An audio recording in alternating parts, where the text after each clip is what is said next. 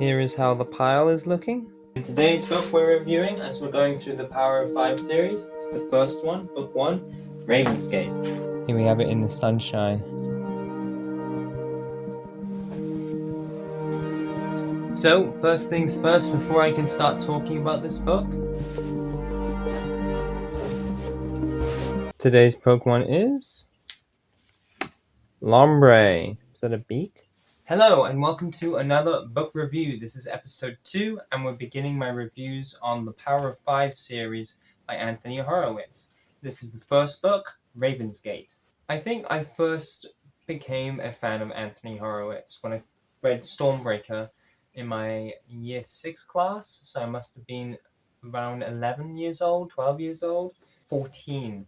Probably 15 actually, when I read Ravensgate. Although I'm trying to read all my books now, for the first 3 of this series, I've read them in the last couple years, but I do remember them pretty well, and so I feel like I can still have a good discussion and review this book fairly. I've read it twice, and let me say, it is a pretty memorable book, so I definitely feel good headspace to review this.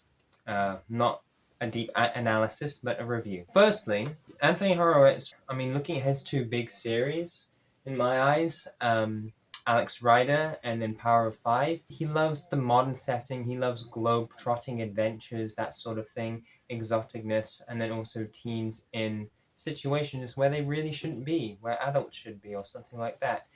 And this book, the Power of Five series, is more horror-themed, especially this first book.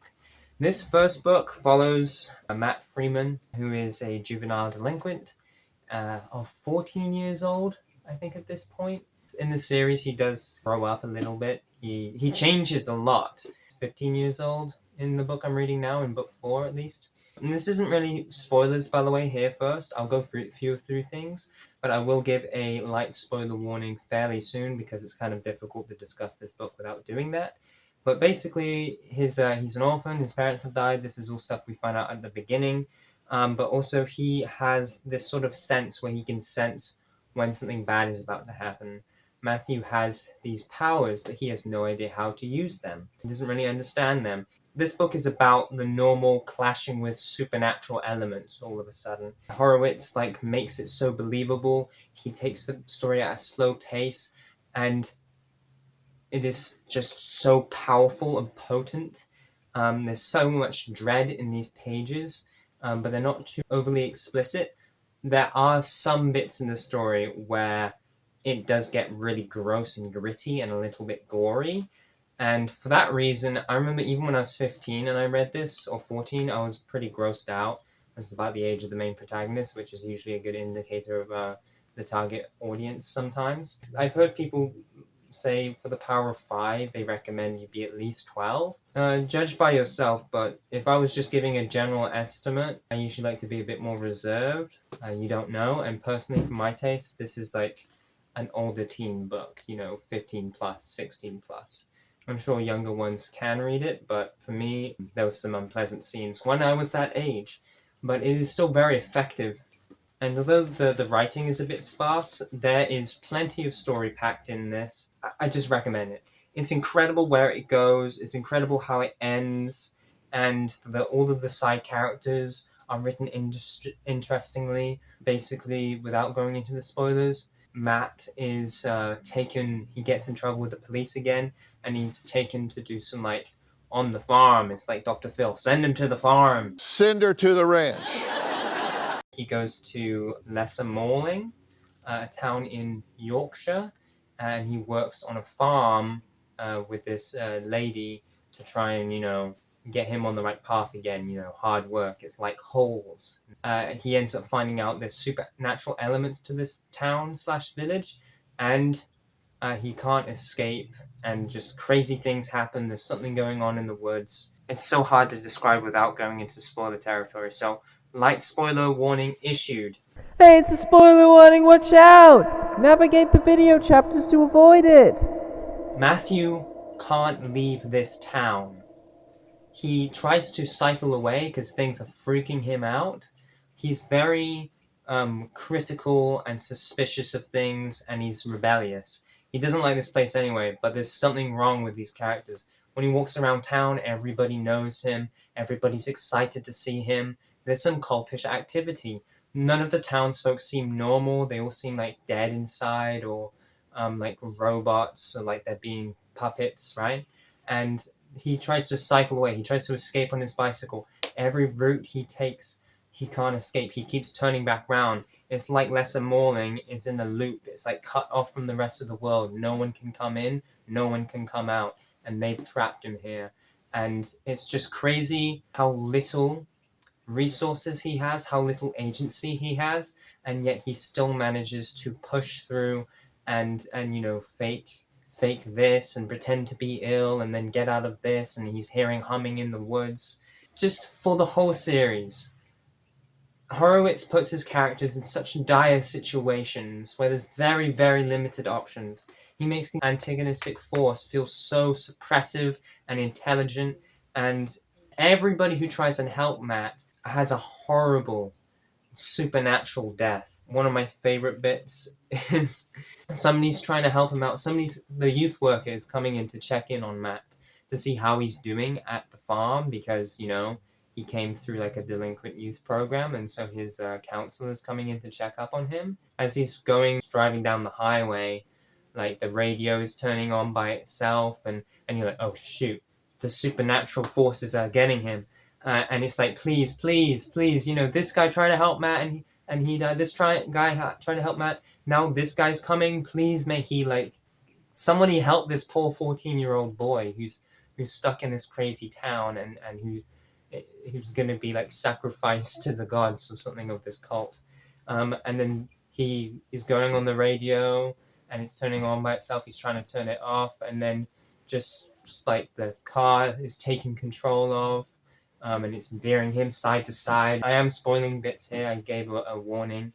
But that is just part of the tension of building up, how things are deadly, how the opposition is murdering all these people who are trying to get to Matthew through supernatural means, through taking control of cars, through blocking all the satellite signals, glowing lights in the woods and stuff like that. Just so tense and horrific. And this first book in the series feels so different from the rest because we are being introduced to this world. Matthew is grappling with the idea of all these things, the idea of the supernatural actually being real, the idea that he has these superpowers.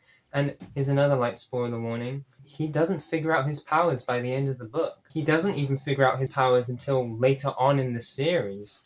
Here, he's really helpless in many ways, but he still does these crazy things and manages to get by the skin of his teeth. And in the end, does he triumph or not? I won't tell you that, but I will say that the story goes on and he suffers some losses and he suffers some gains.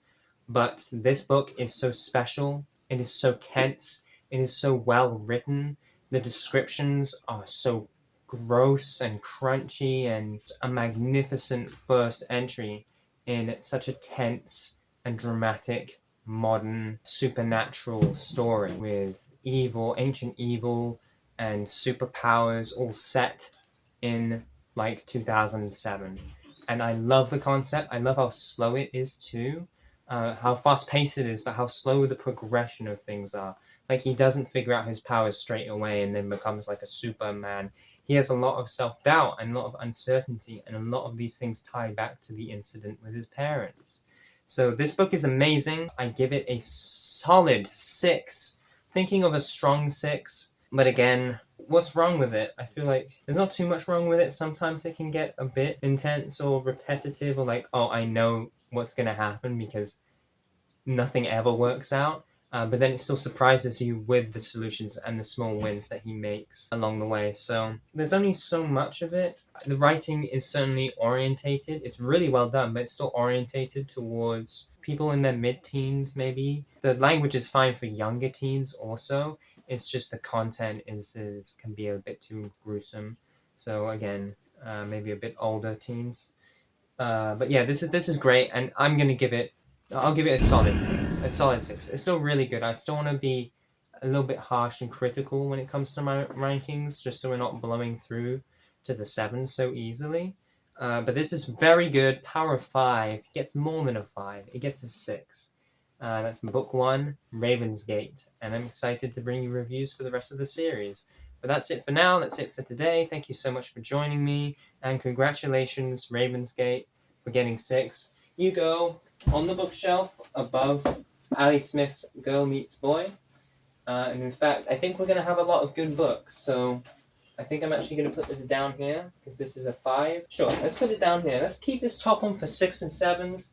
This one for like 4 to 5s. And then at the bottom we have the mixed ones, or the bad books, which will probably be thrown out. Let's kind of keep it like that. Like, great, really good, mixed, or poor. Thank you for watching episode 2. This will be an ongoing series. Please check the description for the playlist for this series. Next episode, I'll be trying to release them every few days, so maybe a couple a week. We will be reviewing the book 2, Evil Star, and we'll get really quick through this series. So, thank you so much. I'm currently still on the lookout for the last book of this series, but that'll be coming probably at the end of this week. And then I can read through that, so I think it'll work out pretty well. So keep an eye out for more videos coming if you're interested. And again, I fully recommend this whole series, in case you don't catch the rest of those videos. But yeah, I recommend this series big time. I'm 70% of the way through, and it's excellent. So, thanks for watching. See you later. L'ombre, l'ombre.